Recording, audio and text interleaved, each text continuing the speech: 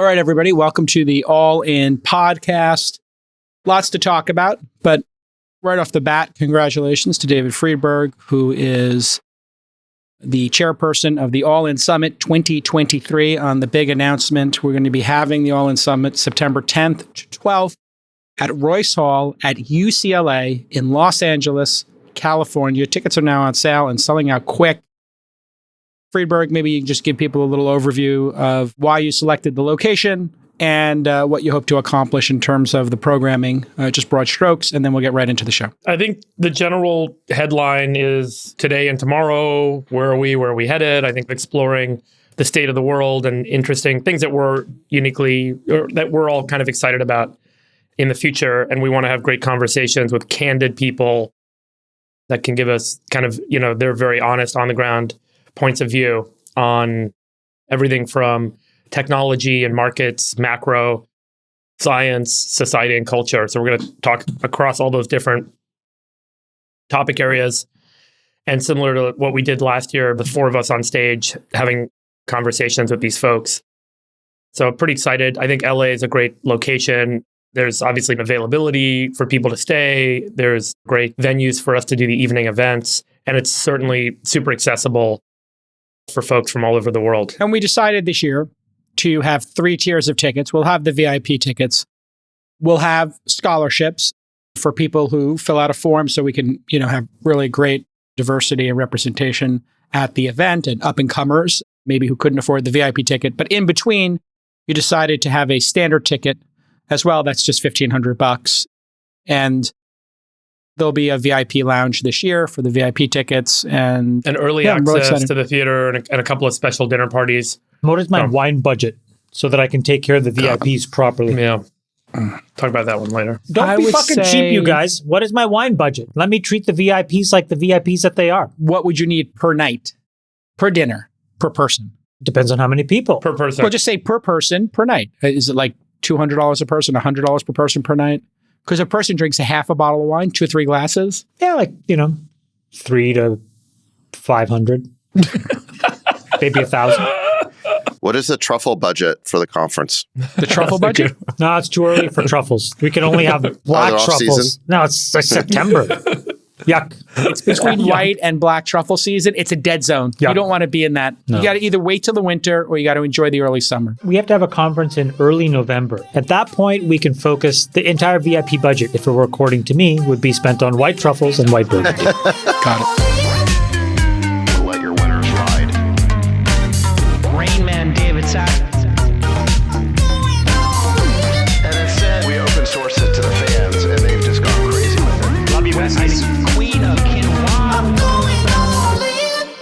All right, everybody, let's get started. Chamathpal Hapatia is with us as well, the dictator himself, and David Sachs, the Rain Man. Yeah. Google had their I.O. event. They announced Palm 2, Google's language model, is going to power 25 products, including Bard, which is got coding capabilities now, I guess, to go up against GitHub's Copilot. Palm 2 will have improved multilinguality. Wait, what? Across 100 languages. What will have? Multi-what? It's going to support 100 languages. And it's going to be better at mathematics and reasoning. They also announced Duet AI, which is basically Google's suite of generative AI tools for Doc, Sheets, Drive, all that kind of stuff. Kind of like a copy of Microsoft's Copilot tools that Sachs has talked about a whole bunch, the guide on the side, if you will. They teased a future where AI can summarize docs, which Box AI, Aaron Levy's doing. They also previewed proactive prompts in the sidebar of Google Docs. And I talked about that a whole bunch on This Week in Startups. They're going to also now add images and replies. Have you guys used Bard in the last 24 hours? I used it last week, not in the last 24 hours. I think you guys should use it. We should talk about it. It's really impressive. It's better than ChatGPT at this point from my experience on going through a number of things, because it's actually connected live to the internet. It's connected live to search. It can pull down real-time data for you. It can do real internet searches for you and just give you the results. It's extremely powerful. I feel like it's the product that Google has been scared to do, which is the product that can truly disrupt search.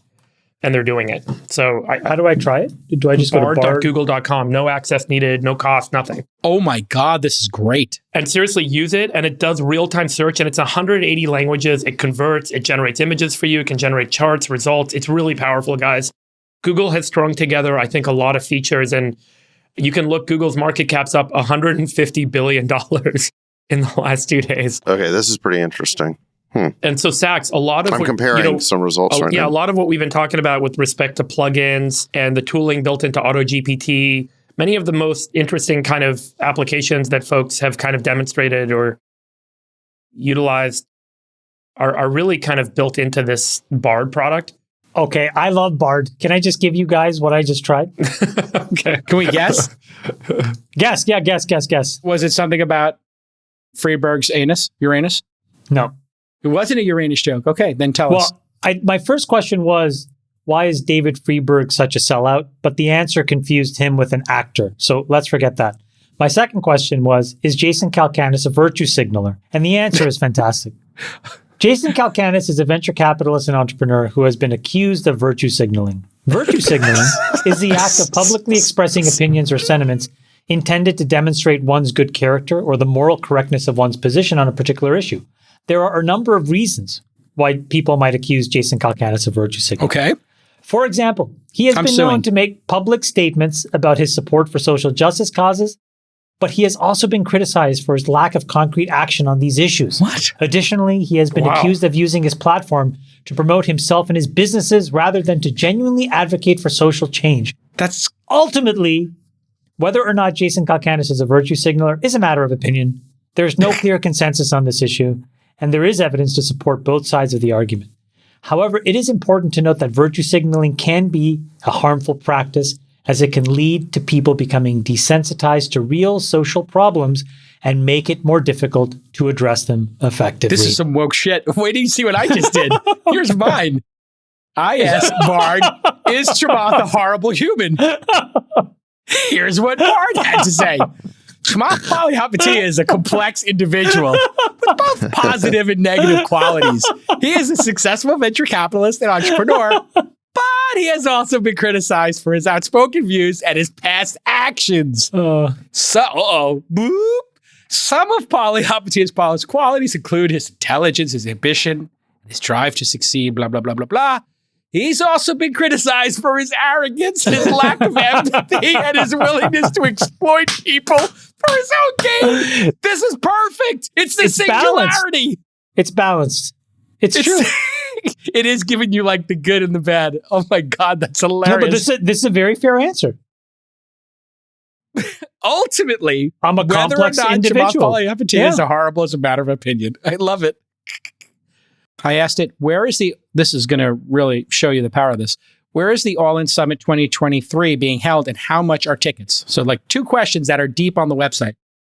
And it says there are 2 All-In Summits. Yeah, that's one incredible. That's an advertising association. That's incredible.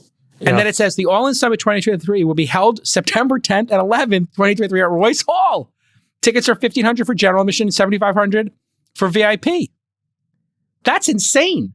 That's insane. Wait, so Friedberg, what are the key differences between Bard and ChatGPT just because you've used it? On the modeling side, they're claiming a much larger, more robust model. It's linked to the internet, so it's linked to live search, which you can't do with ChatGPT, which is based on a static training data set. So Bard can actually engage with dynamic content and a dynamic content generator across the web. And then it's integrated with a number of Google services that basically can take certain live feeds of data like flights and stock prices and so on. It's free. You don't need to be charged for over usage. You don't need to sign up and get access. It's just available to anyone. I mean, I think this is the game changer everyone is hoping for from Google. I just asked, did Stan Druckenmiller buy NVIDIA recently? So it wasn't able to find the transcript of his thing, but it did find the 13F, and it says yes, according to his 13F. That's for the amazing. fourth quarter of 22, Stan purchased 582,915 shares of NVIDIA. Yeah. Isn't that incredible? I just said, what was Google's restructuring expense incurred in Q1 2023? And it says, according to Google's 2023 Q1 earnings report, the company incurred restructuring expense of $1.6 billion including the decision to lay off 12,000 employees. They were part of a broader restructuring. I mean, it basically parsed through the press release, parsed through the Q1 data. It's really pretty impressive, huh? I mean, what do you guys Check think? this out. Like, Well, no, use look at this this for a one. couple hours. Yeah. David Sachs. What does David Sachs think about Hunter Biden? Everybody on the All In Pod knows. But let's see what Bard knows. He's not publicly commented on Hunter Biden. However, he has been critical of the Biden family business dealings in Ukraine. In a 2019 interview, Sachs said that he was deeply troubled by the Biden's involvement in Ukraine. 2019. And that he believed it was a conflict of interest for Hunter Biden to serve on the board of Burisma. It's pretty interesting. I don't know. That's clearly inaccurate. I mean, I wasn't talking about it. Yeah, in 2019. Think about that. That's when we started doing this pod. Yeah, so the question is, where is he getting these quotes? And then why doesn't he give citations? Well, also, wait, Sachs has been critical of the Trump administration's use of Hunter Biden's business dealings as a political weapon. Yeah, that's not true. You've never criticized the Trump administration. Those quotes are wrong. Those quotes are definitely wrong. I just said to it, can you access, and think about this data set, and this is where Google has unique advantages. I said, can you access the YouTube transcript data? And it says, yes, Bard integrates YouTube transcript data. I said, do you have access to transcript data from the All In Podcast channel? It says, yes, I do have access to the transcript data from the All In Podcast channel. I said, can you access this data to answer some questions? And now, what did Sachs say about Hunter Biden in that show? And so I would guess, so think about Does it change the answer? So far, I'm finding this to be very inaccurate. Yeah, so David Sachs appeared. He said he believes Hunter Biden is a deeply troubled individual who's made a lot of bad decisions. He also said that he believes Hunter Biden's business dealings in Ukraine were highly unethical and that he believes it's impossible that this is transcript data from the pod. However, Sachs also said that he does not believe that Hunter Biden's business dealings are a, quote, smoking gun that proves that Joe Biden engaged in any wrongdoing. He said that he believes that the evidence against Joe Biden were, quote, circumstantial, and that he does not believe that there is enough evidence to impeach him. Sachs's comments about Hunter Biden were met with mixed reactions. Some people agreed, and on and on and on. I think it's very inaccurate, to be honest. Yeah, that's not a good. I think it's got some of my stuff mixed in. It's got some of your stuff mixed in, but it's like it's summarizing in a way that neither of us actually said it. Yeah, and they're missing the key points about what I did say. I asked a pretty complicated question here, and I think it did a pretty decent job. I said, I would like to fly Le Premier on Air France from the West Coast to Europe. Where should I depart? And it got it perfectly. LAX, SFO, and Seattle, Tacoma. Oh, yeah. I just asked it to get me the fastest route to Portofino. And it gave me the exact flight I should take from SFO, how much the ticket is, and then the train I should take from Milan. Meaning the shortest. The shortest time. Yeah, because I don't want to do a layover in Germany. It's like fly to Milan, take the train, and it gave me the full schedule, which, by the way, Google Flights can't do, because you go to Google Flights, and all it does is give you the flight data. It can integrate a lot of different data set to give you these answers. Did you say fastest route or fastest flight? What did you say? Fastest route, yeah. So I want to spend the least amount of time traveling is what my objective was. This is why I was saying I think you guys should play with this tool a bit. It is, I think, head and shoulders above ChatGPT. The model's supposedly better. Obviously, other people will come out with kind of, measures of that and estimates of whether that's true. The extensibility, the integration with live data, and the integration with Google's very unique data set is what's so powerful, that they have access to flight data, that they have integrated YouTube transcript data. It's just super powerful, super impressive. God damn. I'm using this in real time, and I do find the interface to be snappier than ChatGPT. And it, like you said, it doesn't need the browsing plugin in order to scrape more recent data from the internet that it wasn't trained on. But I'm not finding the answers to be more accurate, and I'm not finding them to be more detailed. I'm not seeing a reason to use this over ChatGPT. I prefer ChatGPT so far. I'm just telling you. Okay. Well, the recent stuff is important. Well, I mean, clearly, ChatGPT is going to have to make the browsing plugin much snappier and like much more part of the core functionality rather than something that's like an add-on. Yeah, it can't be an add-on. It's got to be able to incorporate the most recent information. I did ask some questions about the Ukraine war, and then it gave me like a highly compressed view, and I said, please provide more detail. And then it's actually did a pretty good job expanding it, and it did it very quickly.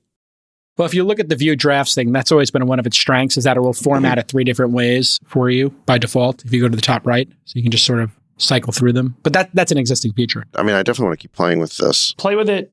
It's one of The obviously important releases that I thought they were going to catch up real quick, and this seems like we got a race on our hands now. But I think the point you're making, Freeberg, is a good one, which is when these big companies just get their act together, it's very hard to discern whether something is 80% as good or 120% better.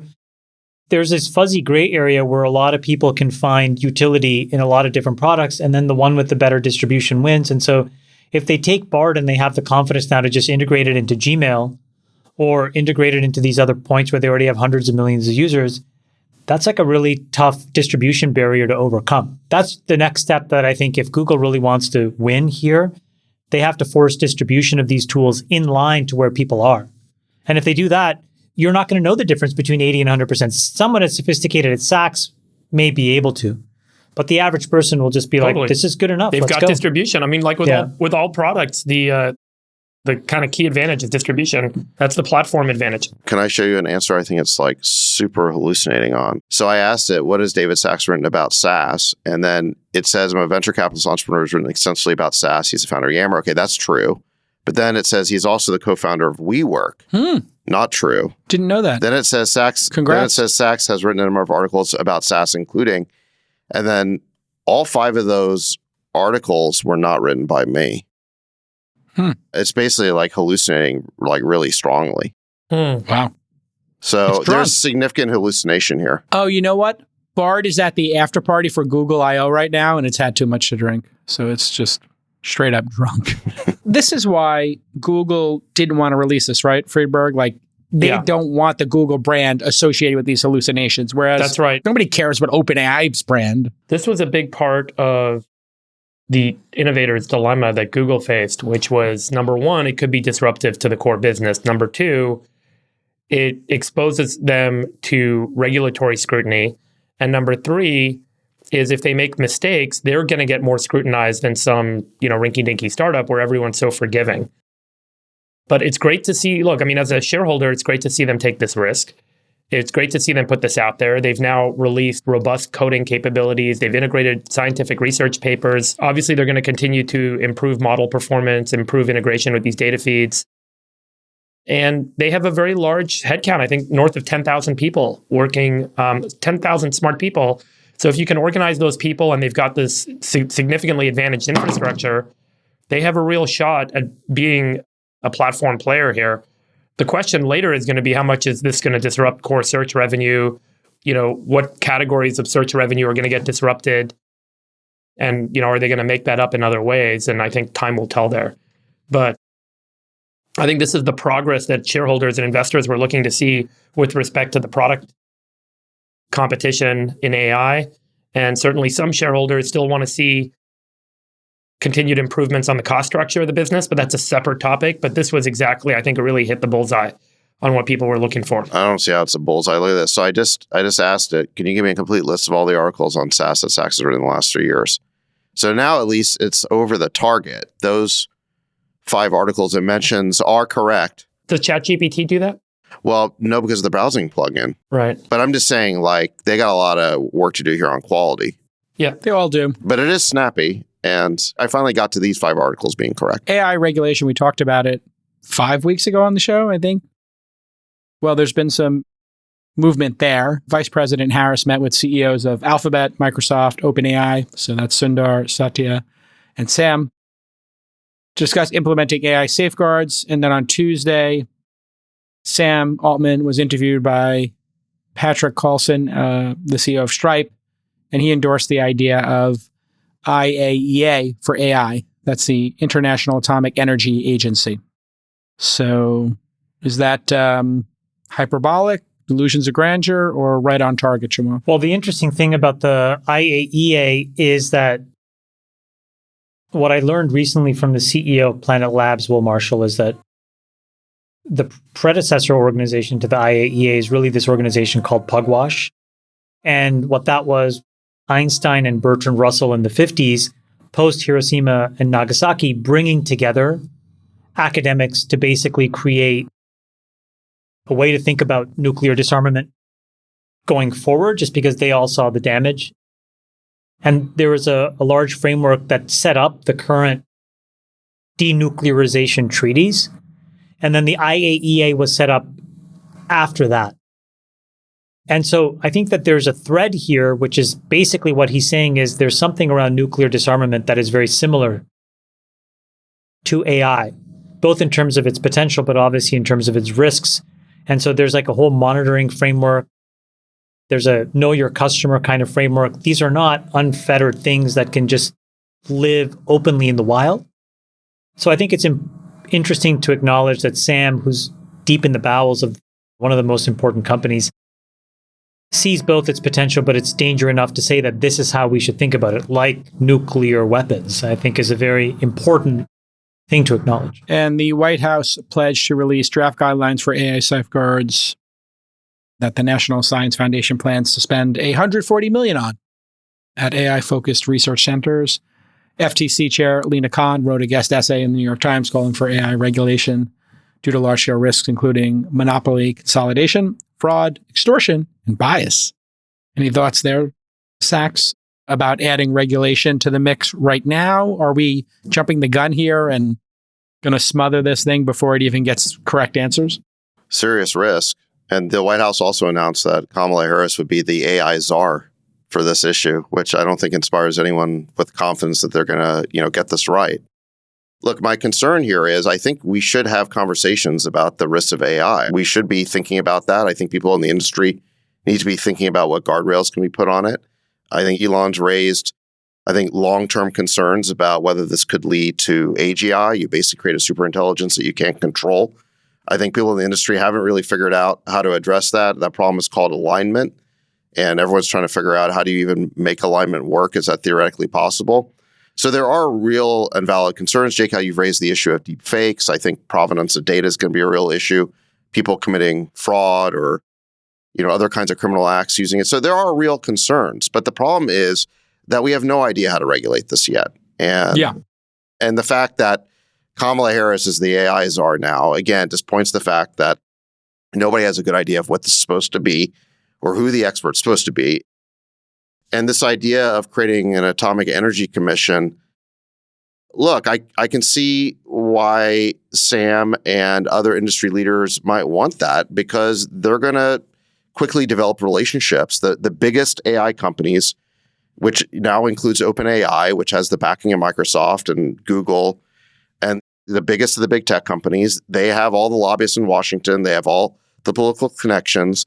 They're the ones who are huge donors, and they have political relationships, and they're going to help construct the regulations, and it's going to turn into another example of industry capture, just like RFK Jr. told us about on the show last week when he talked about how the big weapons companies influence our foreign policy, the way that the big pharma companies influence the FDA, and so on.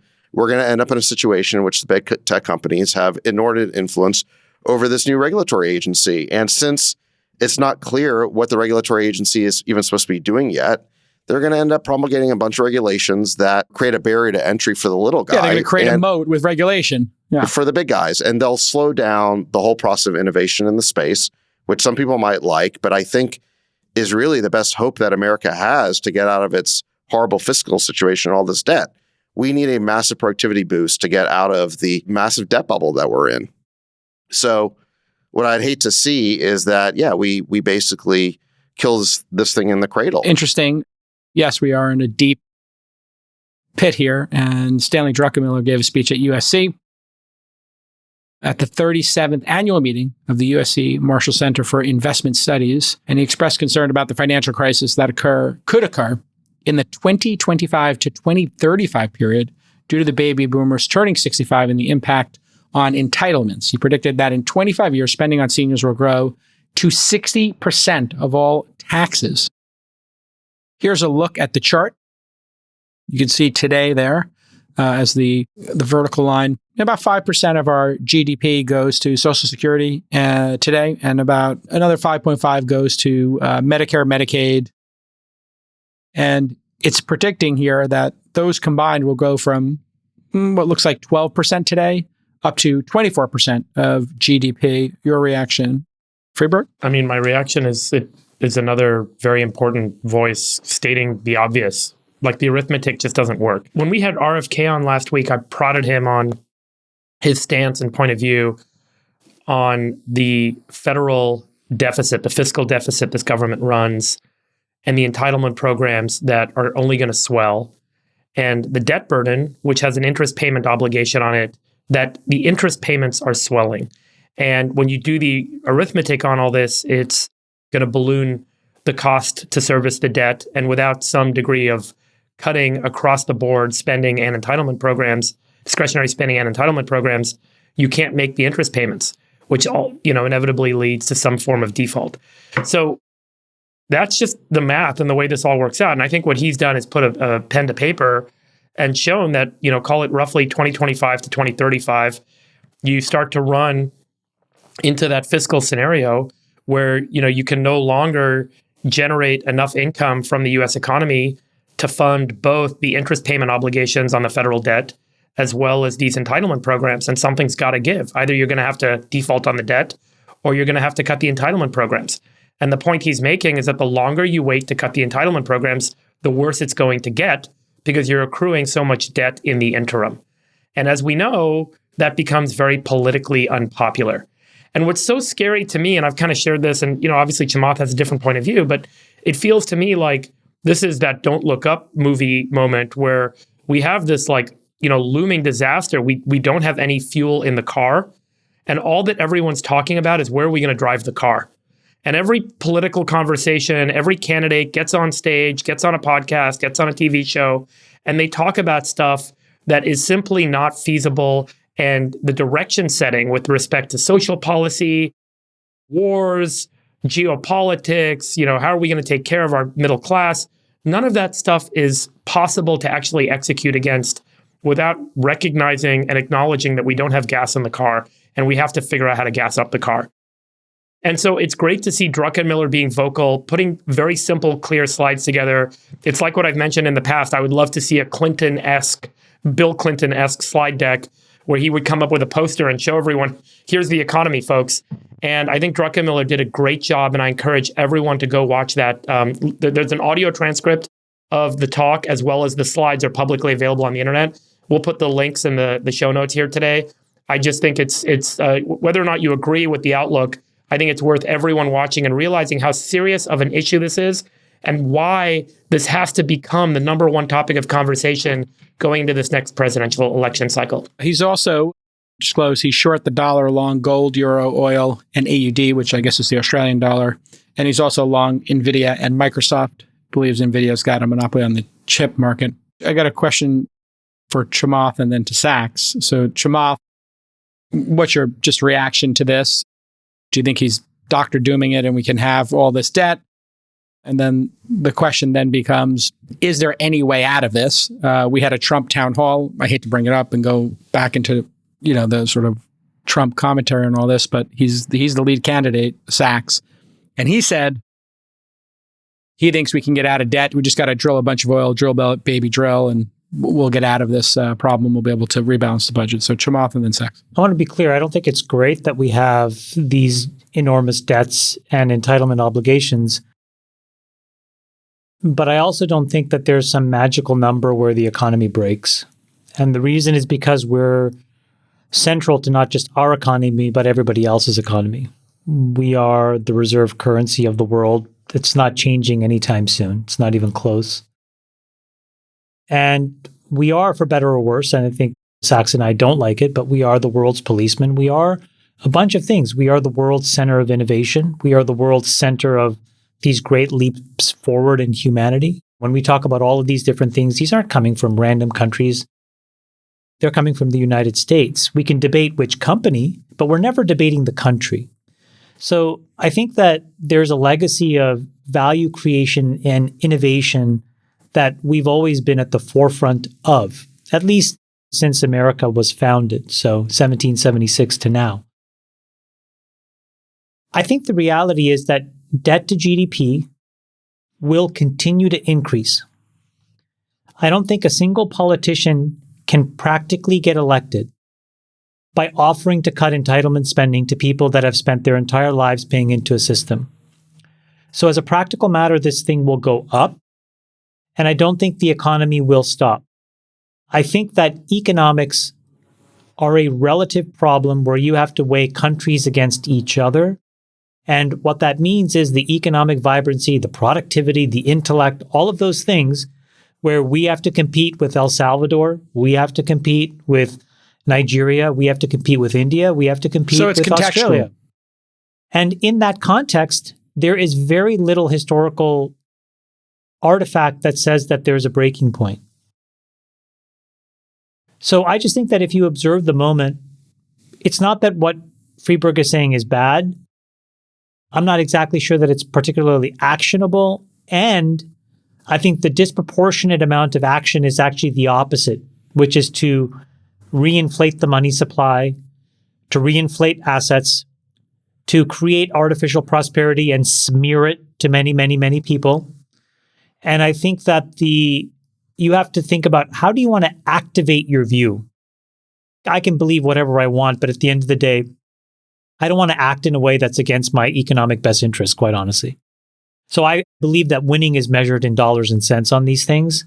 And from that perspective, I don't particularly like it. I think I'm emotionally more aligned to Friedberg, but the practical reality is I'm on the opposite side, which says the governments will keep spending, inflation will be here, assets will keep inflating, the M2 money supply will keep going up, and on general, I'm long the United States and short every other country. Chamath, doesn't that ultimately lead to just inflation? It initially starts with the inflation of assets and asset prices, but it ultimately leads to the inflation of goods and services, which can cripple the economy because then, the middle class can't afford things and you have economic slowdown. I mean, that's the historical record of having these kind of inflationary moments. Yeah, I mean, inflation comes and goes, but the position of the American US dollar hasn't changed. Again, you have to remember, like a lot of these foreign governments, 187 or whatever the number is, countries outside the United States, rely on the US dollar. They don't want to own their own currency, right? And so, yeah, you're right. Dollars do get inflated, but that increased purchasing power also actually drives the balance of power back to the United States because all of these other folks all of a sudden find the ability to import a little bit cheaper. Their economies get slightly better, but the US dollar actually still does well. So there's a complex set of interactions that are all relative. So I think it's very hard to point to the US middle class and say, oh, this is why the US breaks. I just don't see very many good examples in a modern globalist era. And there are examples, and I think Ray Dalio has pointed these out, when you look all the way in the back. But to use the UK, right, in the 15 and 1600s of the East India Trading Company, when we did not have a global economy or a global reserve currency, I don't think it's very useful. There's things you can learn, taxation. I think we can learn about why taxation does kill innovation. You said that before. I agree with that. But I don't think there's much value in saying because it happened in these moments, it's going to happen exactly the same way here. And I think what people don't understand is we are in a unitary, singular, mono economy that is anchored by the US dollar. Sachs, any thoughts? Sachs, do you agree? I tend to be on the Friedberg Druckenmiller side of this thing. Druckenmiller had a great quote in this interview he just gave. I don't know, Friedberg, did you mention this last week? That he said that he compared the debt ceiling and fiscal spending to worrying about whether a 30-foot wave will damage the pier when there's a 200-foot tsunami just 10 miles out. Yeah, I saw that quote. So what he's saying is like our short-term situation is bad. The long-term situation, which isn't even that long-term, like 10 years out, is even worse. And I think there's a growing feeling that our political system is just not up to the challenge of dealing with these problems. It just seems fundamentally unserious. We never discuss it. The media doesn't really present us with accurate information, and it has an agenda. Do you guys want to make a bet? Sachs, you want to make a friendly wager with me? Sure, what's that? Okay, I will bet you that debt to GDP gets to 200 before it gets to 50. And I'll bet you however amount of money you want, and we can do it for our own personal gain or for charity. That may well be true, but the question is how bad is 200% debt to GDP? I don't think that's a really bad scenario. I mean, I really don't think it matters. I think the point is, Will you guys if you have think any it's money coming, left if that happens? Yeah. Yeah, we'll have a lot of money. You'll just have to profit from it. If you think it's happening, your job is to profit from it. I'll make the same bet with you, Friedberg. I think it gets to 200 before it gets to 50. Or 250 or 300, you can pick your number. I think it will too. I'm just like, Let's do the math on that real quick. So the size of GDP is what, about 25 trillion, and we're at about 32 trillion of debt. If we're to have 200% debt to GDP right now, we'd be at 50 trillion of debt. Now, let's impute an interest rate at which you would need to finance that. 4%. So I think 4%. You have to calculate the duration. I understand, but just It's always going to be 4%. let's like baseline Yeah. it. Let's just baseline. So let's Sure. say 4%. So 4% on 50 trillion is 2 trillion a year, Yep. which isn't that like half the budget? Yeah, more. And that's my point. That's why you have to see taxes go up to over 70%, because it's the only way you got to tax everything in order to fund that. So the U.S. government has collected 2 trillion in fiscal year 2023. Now, I guess we haven't done a complete year, but let's do 2022. It basically collected 3.7 trillion. Right. You're using more than half of the government's income based on the current tax rates to fund the interest payments on your debt. That's not even to pay for social services. That's not even to pay for the defense. That's not even to pay for government services. That's just more than half of the income. I guess to maybe pay we're for just speaking interest past payments each on debt. other. I guess you guys are expressing anxiety and concern, and I'm just expressing, here's how one would make money, because it's pretty obvious what's going to happen. We're going to 200. We're not going to 50. So I just kind of How do you make money? I think there's a lot of ways that you could make money.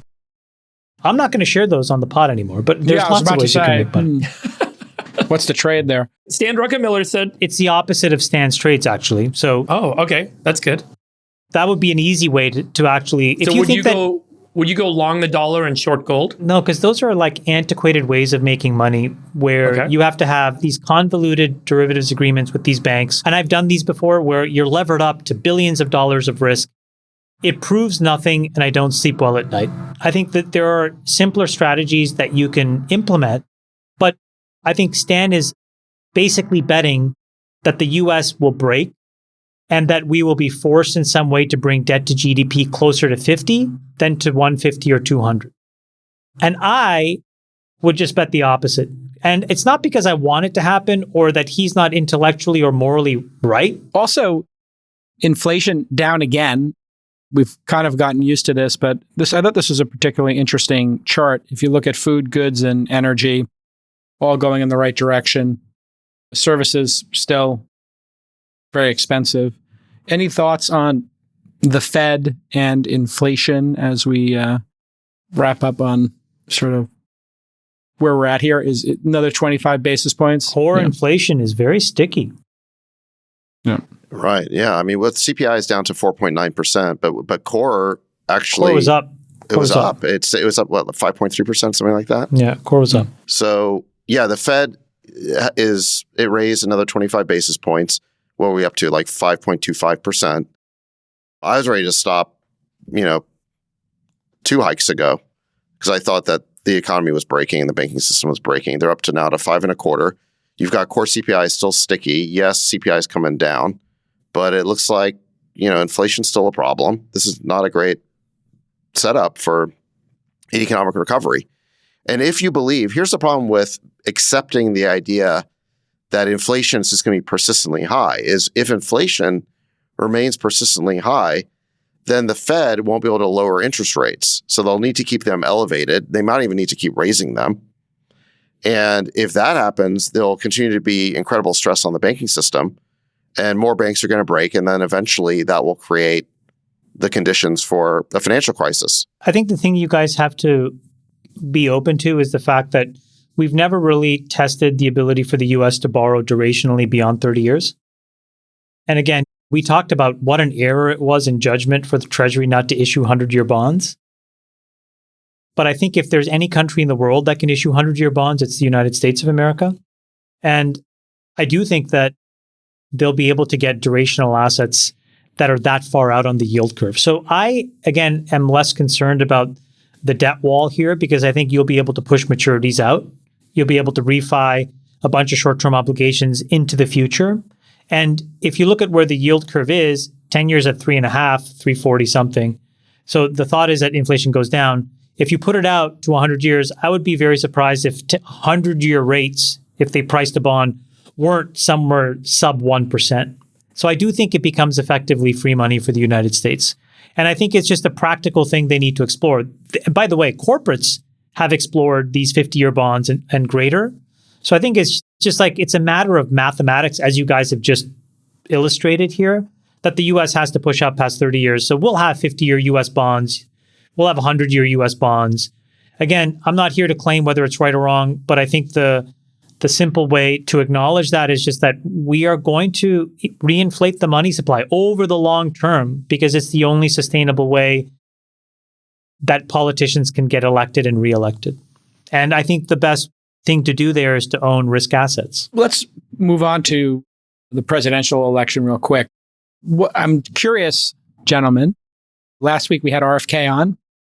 Did you get any feedback? The show obviously did really well. A lot of people watched it. I got a tremendous amount of feedback. People thought he was a fascinating, interesting character. Some people thought he was a conspiracy theorist. They pointed out a bunch of different moments during the interview. But what was the general feedback you got? My biggest thing was, I think he surprised a lot of people to the upside. A lot of people emailed me saying they thought one specific thing with him, and we tried to address it, which is he's painted as this kind of like conspiracy theorist or anti-vax person by the mainstream media. And overwhelmingly, so much of the feedback was, wow, this guy is so totally different because you gave him a long format in order for him to really talk. I thought he was really engaging and very interesting and very smart. Sachs, did you get feedback on it? Yeah, I mean, I think he is very authentic. I think he's very principled. I think that he's a rebel in a way. I mean, to grow up in the Kennedy family and to be part of all of those elite circles, whether it's in Hollywood or Harvard or where do they go for the summer? Martha's Vineyard. Martha's Vineyard or Kennebunkport. Yeah. Kennebunkport, whatever. I mean, you think about like all of the elite circles that he grew up in, right? And for him to deviate from Democratic Party orthodoxy and elite thinking in all these really significant ways shows that he is, again, very principled, very authentic, and I think a rebel in a really good way. And he's telling people a lot of things that you just don't hear on the Democratic side and through the mainstream media. So I think it's all positive. Yeah, I got positive feedback on it, Freeberg. The one thing people said was, some people said, not a lot, but they expected us to push back maybe on him harder or something, or be harder. I thought we did an interesting job of letting him talk and really taking these topics to 10 or 20 minutes each. The one people were particularly, I don't know if concerned is the right word, or puzzled by was that we didn't push back as much on the vaccine stuff. We just let him talk about it. A week later, what do you think about his vaccine position? And would you have pushed back more? Or do you regret not pushing back more, Friedberg, as our science guy? He made a lot of generalized statements or statements that I think take a concern about one thing and then make them evidence for a whole thing being off. For example, there is a vaccine that isn't efficacious. There was a vaccine that had mercury in it. Therefore, all vaccines are bad. Oh, we over-vaccinate now. Many vaccines today that kids take going into schools have saved countless lives, and they've had a really critical role in reducing a lot of childborne illness. It's been, just an incredible advance for humanity, for medicine, et cetera. I think he had a number of points he made about the COVID vaccine. And I know he's made these points for many years. He kind of extrapolates that, it's evidence that vaccines are generally overprescribed and overused, and pharma companies are just out to make money. And the government is aligned with pharma companies to just try and make money. I don't think that that is necessarily true. I think that there are certainly incentives that can drive bad behavior, but I do not think that when looking at the evidence, both contra evidence and evidence of safety and benefit, that childhood vaccines should be kind of changed in terms of how we're doing things today. There may be some things to change, but generally, I think that they're very beneficial. So I don't love kind of how he frames these things. And I think that instead of having kind of a more nuanced conversation about this particular thing and this particular example, he blankets things and people get scared and they're like, oh my gosh, you're right. We should stop doing vaccines for kids. That's very dangerous. That would be very bad for society, be very bad for our kids. And I think that we need to kind of address that in more detail over time. It's one of these hard things where you have to have kind of a nuanced conversation to give people all the necessary depth and context to feel better informed to make a better decision. Because, there's always this kind of gripping fear that if something's off and I'm getting, poison or I'm getting bad medicine or, people are trying to make money off me, people immediately react negatively and angrily, and they want to kind of resolve to a blanket position. I don't think that that's healthy. So I'd love to have a deeper debate on that. But the reason we didn't go into it is because we had limited time with him, and we wanted to take our time kind of giving him a chance to talk about the overview of topics and getting his point of view across the set of topics that we generally thought were going to be relevant in this election cycle. So that was with 2 hours. We still didn't have enough time. You could talk for 2 hours about vaccine. Could I address the conspiracy theorist point? Yeah, sure. So first of all, that label conspiracy theorist doesn't pack the punch that it used to. As you'll recall, anyone who thought the virus might have come from the Wuhan lab was once called a conspiracy theorist. If you believed that Fauci and the NIH were funding gain-of-function research, that was dubbed a conspiracy theory. If you believed that cloth masks didn't do anything, that was a conspiracy theory. If you believed that Hunter Biden was getting paid off by foreign governments, that was a conspiracy theory. So this accusation just doesn't really pack the same punch anymore. Trump not having a relationship with the Russians and his family, meeting with the Russians multiple times. Yeah. That's still a conspiracy theory, J. Cal. But, so to you it is. But in any event, my point is it doesn't pack the same punch. In fact, in some cases, it's starting to become a badge of honor. So that's one thing. The second thing is when you listen to him make his arguments, he's not just alleging certain things. He's laying out his evidence, right? He's connecting dots. He's explaining the causation. And you can disagree with it, but he is thinking in terms of like causation. And it made me think about something that Peter Thiel once said about, founders being Asperger's, where he flipped it on its head and said, what is it about our society that talks founders out of all of their contrarian ideas, unless they are a little bit Asperger's? Ah, interesting. What is it about our political system and our media that talks people out of seeing causation, unless they are a little bit of a conspiracy theorist? And what I mean by that is, look at San Francisco, okay? All you have to do is walk down the street and you can see that things have gone totally off the rails and whatever we've done politically is not working. And yet the voters in San Francisco just like completely block that out. They don't see any causation between the way they vote at the city level or at the state level and the policies that are manifest on our streets. They just don't see any causation there.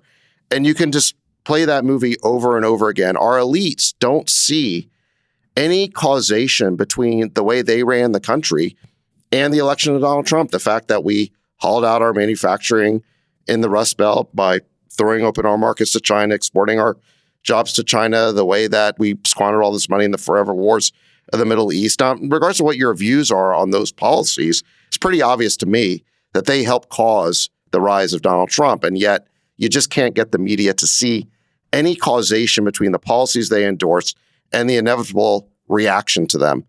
And so the way I see this is that our political analysis, certainly our mainstream media, they're just completely bereft of seeing any causation between policies and the problems in our society. And so along comes RFK Jr., and he's willing to actually connect dots. Now, you may not agree with all the dots he's connecting, but maybe it takes it the same way, maybe it takes a little bit of an Asperger's founder to stick with their contrarian idea so they don't get talked out of it.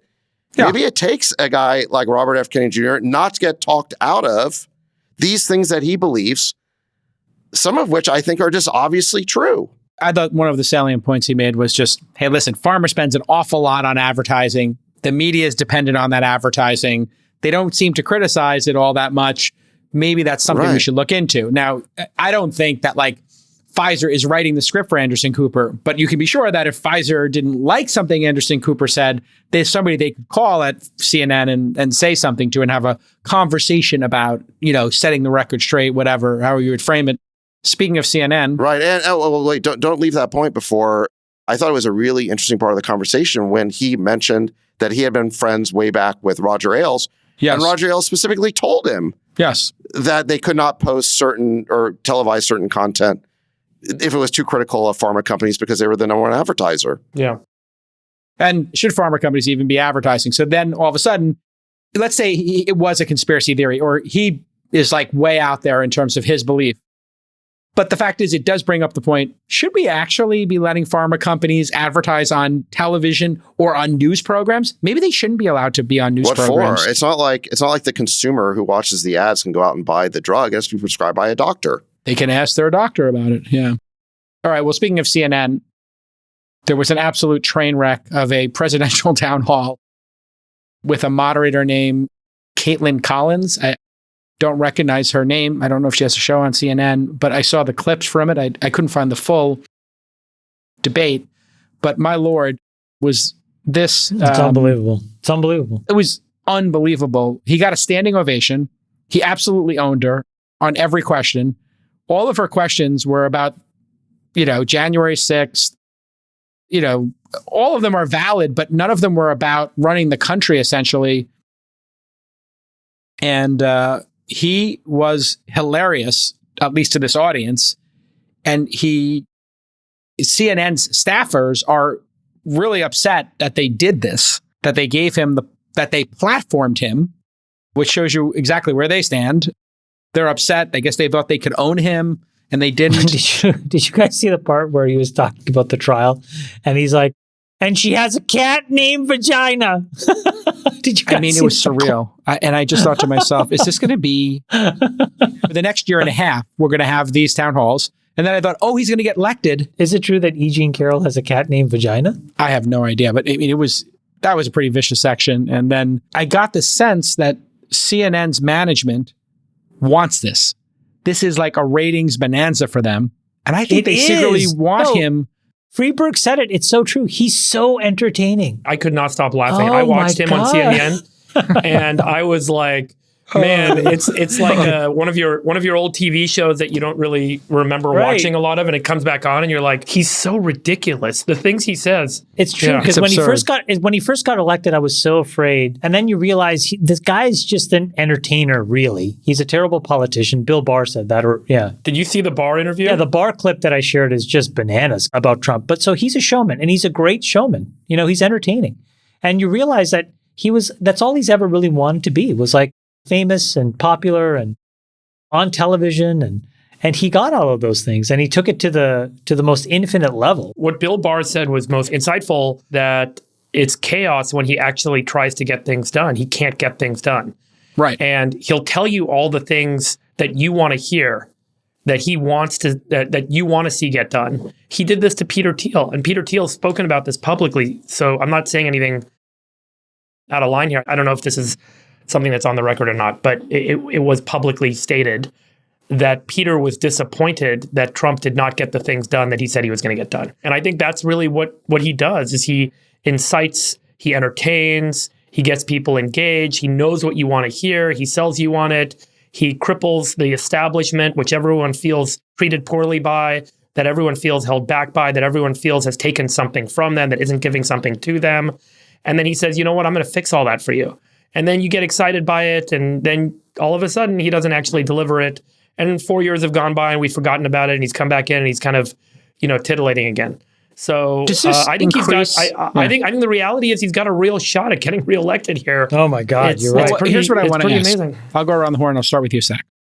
I mean, he said January 6th was like a beautiful day.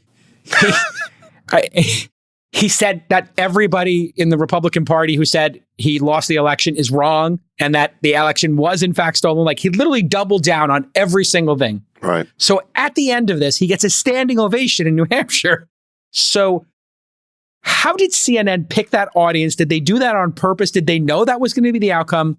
But at the end of the day, after that, does that increase his chances of winning the Republican nomination and the presidency, in your mind, Sachs? Yes, of course it does. Why? Look, I mean, Donald Trump showed that he's a force of nature. He's a wrecking ball. He went into CNN's carefully laid trap, where he's not just up against Caitlin Collins. Make no mistake, she's got an earpiece in her ear with all of CNN's researchers and hosts and producers. They're all feeding her every attack line. Yeah, exactly. And he basically demolished her. He controlled the interview. He had the crowd laughing when he wanted them to laugh, responding the way he wanted them to respond. And to the point now where the CNN staffers are like, oh my God, what did we do? And AOC was basically, wringing her hands about how could CNN platform him this way? So look, he gave no quarter whatsoever. Like you said, he doubled down on everything. He tripled down. And he showed his ability to kind of bend reality to his will.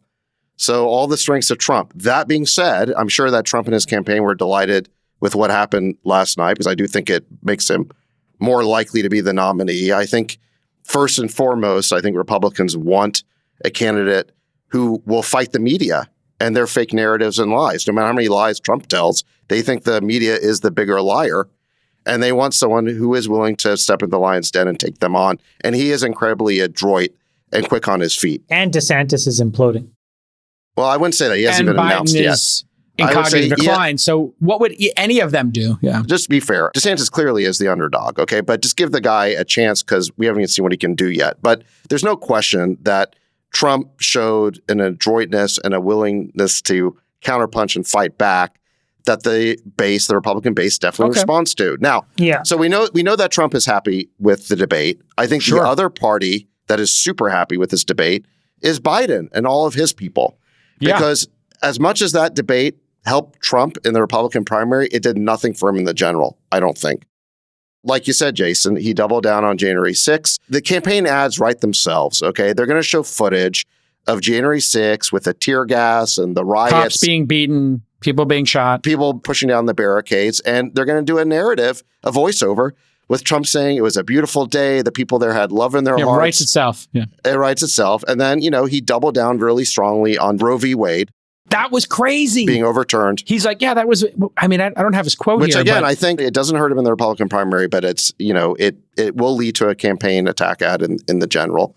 And there were other issues as well. Okay. So the Biden campaign is super happy right now, because I think the only Republican he could beat is Trump. I think the reverse is true for Trump. I think the only Democrat who Trump could beat is Biden. I mean, they are both two of the most unpopular candidates in America in a general election. So they love the fact they're going to be facing each other. But who doesn't is the American people. 2/3 of American people don't want this choice. They say they're already fatigued by it. And they're only going to get more fatigued by it, because I think for the next, like you said, 18 months, we're going to have the Trump show with him taking on the media. And that plays into Biden's hands, because Biden doesn't need to campaign. He'll just let Trump and the media beat each other up. He'll do a Rose Garden campaign where once a week he goes in front of the microphones and responds to whatever Trump's latest outrage is. He doesn't have the vigor to campaign, and he won't. And then we'll just see where the chips land. I think that it's quite possible here that after 18 months of Trump and the media beating each other up, the American people just say, you know what, this Biden guy is totally senile, but I'm like so tired of the Trump show. I've got Trump fatigue again. I'm just going to have to go with Biden. And I think this is how Biden gets reelected. This is a disaster for American. The fact that we are putting Biden, who's clearly in cognitive decline, and Trump as the two candidates again, the two candidates nobody wants, makes me think this is just like a complete disaster for America. Can we not find two other candidates? Chamath, what did you think coming out of his stand-up special on CNN? The Trump town hall stand-up special. I think that I'm more surprised by the fact that the big Republican mega donors have taken a big step back away from DeSantis. I thought that if the money train on the Republican side picked DeSantis, that it would be very difficult for Trump to overcome it. But he's managed to somehow fade that bullet too. He's like Neo in the Matrix. It's like you have these guys shooting bullets at this guy, and he just keeps somehow finding a way to evade them. But this week, Schwartzman... Actually, can I make a point on that? I was just going to say, well, Schwartzman stepped back. Ken Griffin basically has gone silent. So there's a lot of guys that came close to him. And this is what I've maintained, which is I think DeSantis ages poorly. He's best before you actually spend time with him. And the more time people seem to spend, and again, this is just evidenced by these big Republican mega donors, they don't seem to be running towards this guy. They seem to be at least saying, we're going to hedge our bets. Hedging. Yeah, they're waiting. Friedberg, any thoughts? Look, and then I'll go back to you. Hold on, let Friedberg go. You went for like 10 minutes. Let Friedberg go, and then you go. Friedberg, any thoughts on it in terms of, is this make him more electable? Do you think he's going to win? What's your gut tell you? The CNN thing? Yeah. Yes. Post CNN, do you think he's going to win? You think he beats Biden? The crazy polling data is that Biden had, 20% of the votes going to RFK Jr., who's like a nobody, no one knows candidate, and he's beating a sitting president in his own party. So that says a lot about, how much support Biden has. And I think that Trump is going to be pretty appealing as the anti-Biden candidate. I mean, Biden was the anti-Trump candidate, and now Trump's the anti-Biden candidate. And right now, he looks like he's dynamic, and he was a big shift, I think. RFK Jr. feels a lot like a Trump candidate to me, too. I mean, some of the positioning and the statements and the way he talks and being anti-establishment, he could also have that appeal. I think there's a non-zero chance Biden actually doesn't run for re-election at this point. Play that out. I can play that out. That's a really scary scenario because I think that's how we get a President Newsom. Listen, I mean, Newsom is warming up in the bullpen right now, and he's not just, hanging out back there and, spitting chaw. He's pitching fastballs very noisily. He's been running TV ads. He's been going to Florida. He's been picking fights, well outside of his state. He is basically telling the Democratic Party, put me in the game, coach. And he's just waiting for the signal to go. He needs to know from Democratic Party insiders and the establishment that he can go. He doesn't want to risk throwing away his career challenging Biden. But if Biden becomes too weak to run and he gets the signal to go, he'll go and he can raise a lot of money. And explain. Sorry, can you guys just explain, both of you, like, how does that actually, like, what do you guys think happens? Like, there's a press conference where Biden says he's retiring? I think he said, after careful thought and consideration, I've made the decision that at my age, I'd like to spend more time with my family and not continue this hefty responsibility. And I'd love to see someone else take the mantle. And I think that will result, from a series of polls that will indicate that he may not have a shot if he continues this campaign. I think that, I'm not saying that's a certainty. I think that's a non-zero chance right now that scenario plays out. When that does play out, to Sachs's point, it's probably not just Newsom, but there's probably half a dozen and likely a dozen folks that pop their head up and want to get, not just kind of have a real run at the presidency on the Democratic side, but probably end up saying, I want to heighten people's awareness of me and so on. And they all run on that ticket. But the DNC might be having a real tough conversation in the next couple of months about how Biden's polling and whether he really is the right candidate to have on the ticket. So let's see. Let me give you a historical example. So I mentioned this, I think, when RFK Jr. was on the pod, but LBJ was the sitting Democratic president in 1968, and he went into the New Hampshire primary, and he won the New Hampshire primary, but not by a big enough margin. And a few weeks later, he announced he was leaving the race because of health reasons. But the specific challenger who helped knock him out in New Hampshire was Gene McCarthy. And then after that happened, Bobby Kennedy got in the race. So we could have a situation here where it's Bobby Kennedy Jr. is, initially playing the Gene McCarthy role of being kind of the anti-war protest candidate who helps knock Biden out of the race. And then who knows? I mean, he could become Buttigieg, Gavin Newsom. They're going to want to come into the race at that point. But remember, the thing that happened in early 1968 that caused LBJ to leave the race is you had the Tet Offensive. And Cronkite got back from Vietnam saying the war cannot be won. And then at that point, it was like game over. Well, look, this Ukrainian counteroffensive, Zelensky just announced today that they need more time. So we've been hearing for months, if not a year, that you're going to have a big Ukrainian counteroffensive in the summer of this year, and Ukraine's going to win this war. And instead, it looks like it's being destroyed. Ukraine is. So this war is turning into a debacle. I think it could be an even worse debacle by the end of the year. The economy has a banking crisis going on. It's turning into a big fiasco. So I think it's very possible that Biden could announce that it's time for him to step aside, and you could see the floodgates open for Newsom or J.B. Pritzker or someone like that. However, let me just say this. I think the odds of Biden leaving the race went down significantly as a result of last night, because all of the political people around Biden are saying, we know how to win this thing. We just A/B tested this strategy in the midterms. Remember, we had 3/4 of the American people in the midterms think that we were already in a recession and that the country was on the wrong track and the out-of-power party is supposed to gain seats, and the red wave turned into a puddle. Why? Because Biden's strategy of saying democracy was on the ballot and running against January 6th, it actually worked. I'm not saying I bought that argument, but enough independents did. Independents ended up breaking for Biden and the Democrats. Republicans didn't, but independents did. So independents have bought that argument in the midterms. And Trump, again, if he's the nominee, they're going to run that same playbook. Now, it's not guaranteed to work. I think this thing's going to be a nail biter. I think it's going to be a toss-up if it's Biden versus Trump. But I think that Biden's people have to feel very good about this matchup because they feel like they already know how to run this campaign. This is what he said about Roe v. Wade. It was such a great victory. I mean, can you imagine how that's going to play with women voters? They're just going to be like, yeah, no, it was not a great victory. You took away our right to choose for ourselves. Well, definitely Democratic women voters will not like it, but there's a lot of Republican women voters that will support that statement. Here, let me give you this. 30%. Let me give you this data. Of the country. So take a look at this. I don't think you're right, Jason. I just shared with you kind of the Reuters polling data, the most recent one. And the number one issue at 24% of likely voters that they care about is the economy, 24%. Of course, yeah. Number 2 is crime at 14%. Number 3 is immigration at 9%. Number 4 is inequality at 6%, and on and on and on. Only when you get down to like number 10, you get to abortion, which comes in at 3%.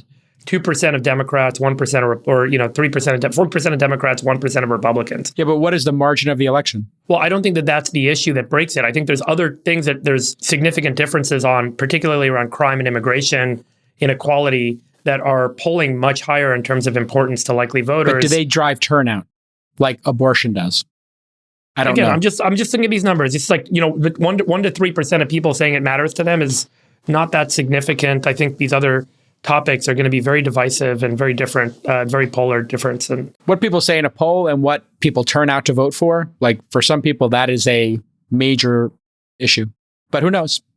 I think it's a toss-up, basically. Look, like I said, I think the only candidate that Biden could beat is Trump, and Biden's probably the only sitting president that Trump can beat. So, I mean, again, they're both poll nationally in the mid-30s, and this is the choice we have.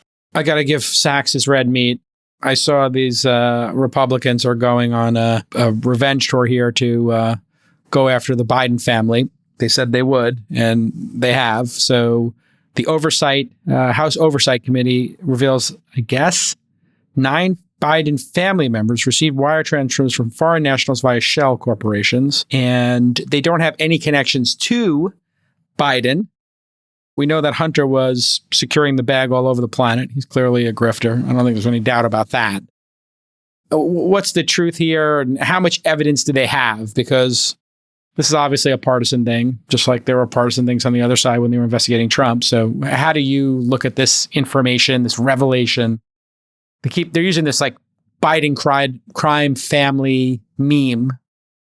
Do you think this is actually evidence of something? Or is it just another rich family with a bunch of LLCs? Another rich family? Wait, how do they get rich? Good question. The Kennedys were a rich family, but the Bidens were not a rich family. So how do they get rich? Their only business is they don't have money Papa here, Joe's right? and politics. They don't know how much money is actually here and how it's being.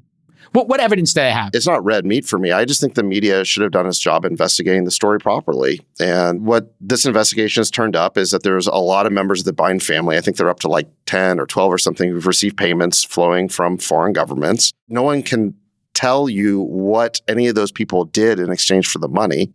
It does appear to be an influence peddling operation.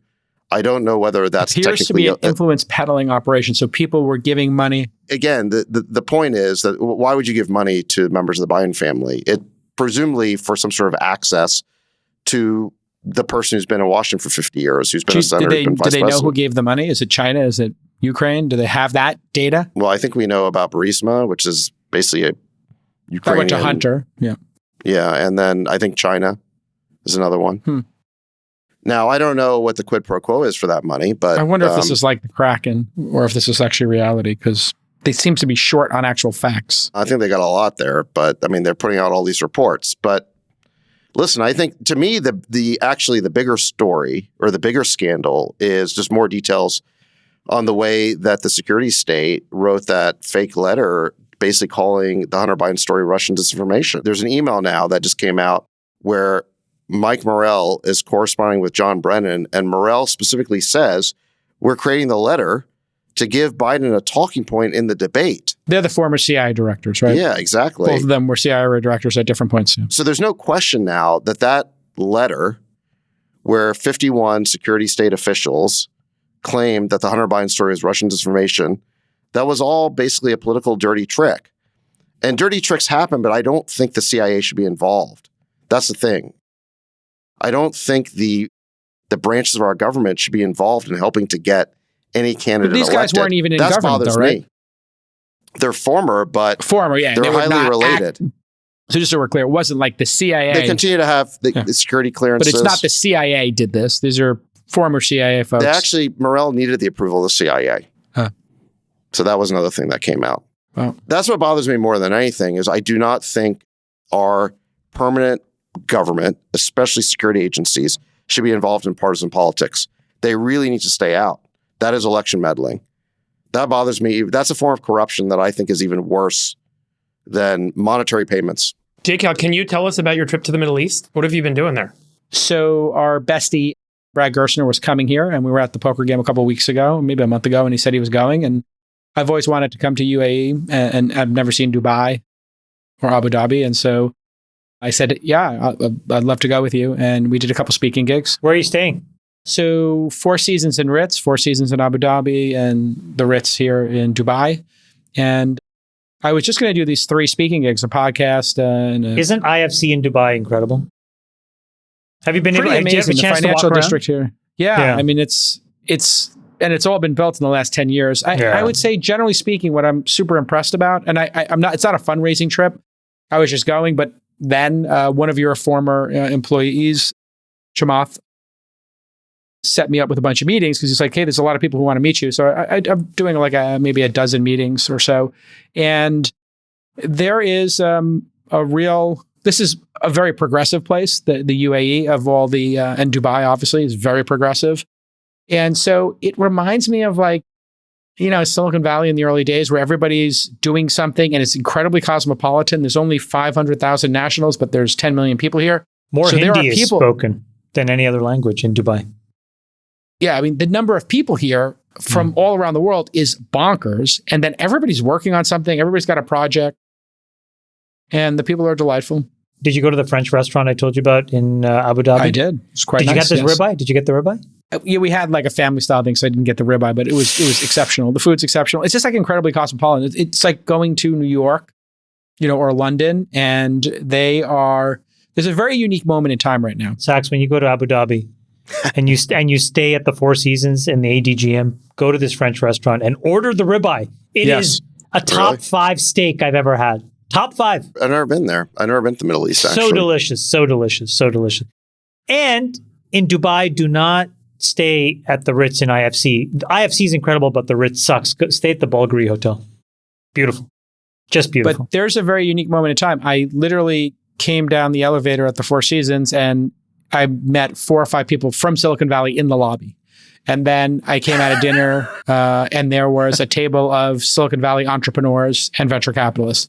It's basically like going to the Rosewood in Abu Dhabi. But what a statement that is. Like the U.S. is tapped out. We are like broke. That's, I think, basically the way it's been explained to me is they believe they have 20 years, 30 years to convert the oil economy into a technology capital allocator economy.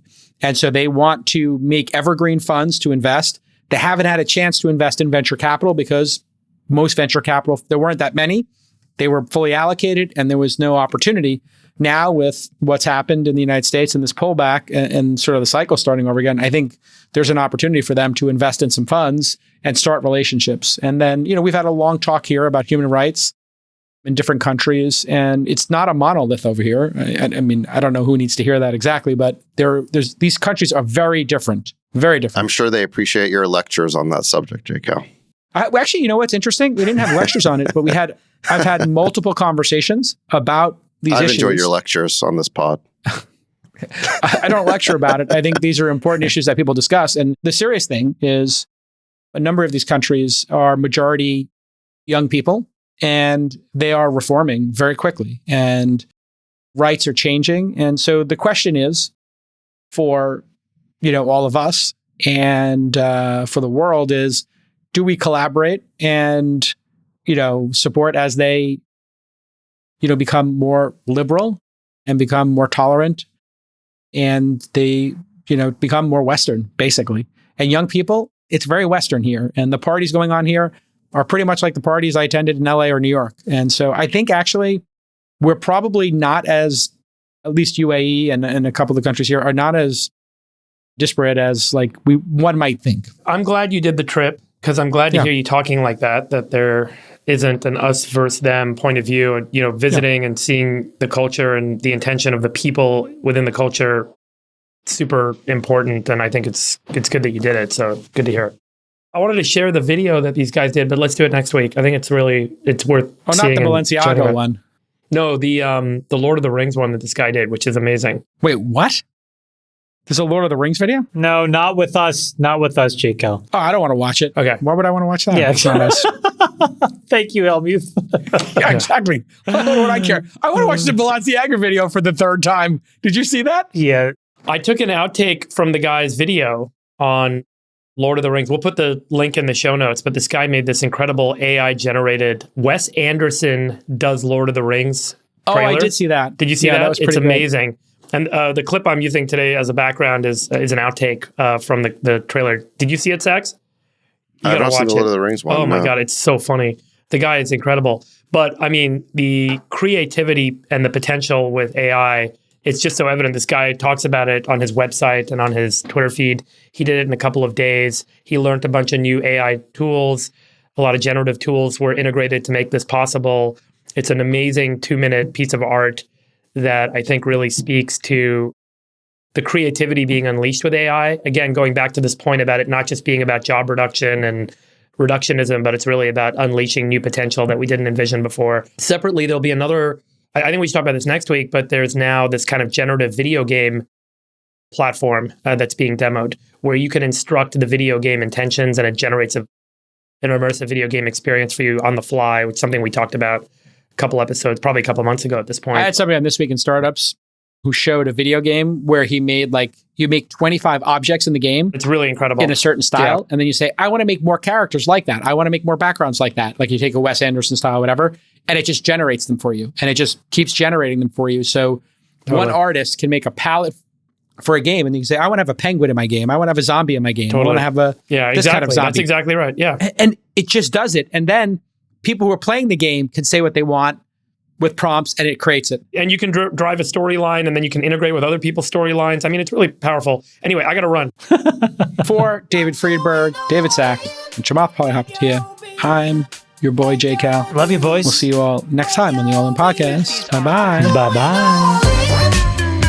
We'll let your winners ride. Playing you out with the greatest hits here on Z100.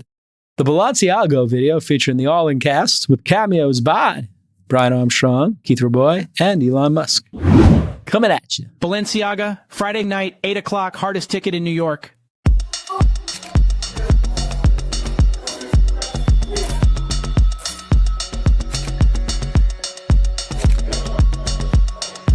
When you struggle with a problem, that's when you Balenciaga.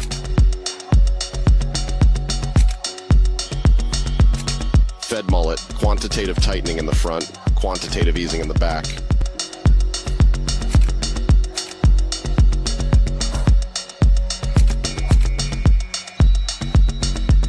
The greatest source of value and wealth creation in the 22nd century could be driven by terrestrial nucleosynthesis. Getting dressed is easy. Owning the runway is hard. The big winners of tomorrow will likely be the Minecraft YouTubers of today.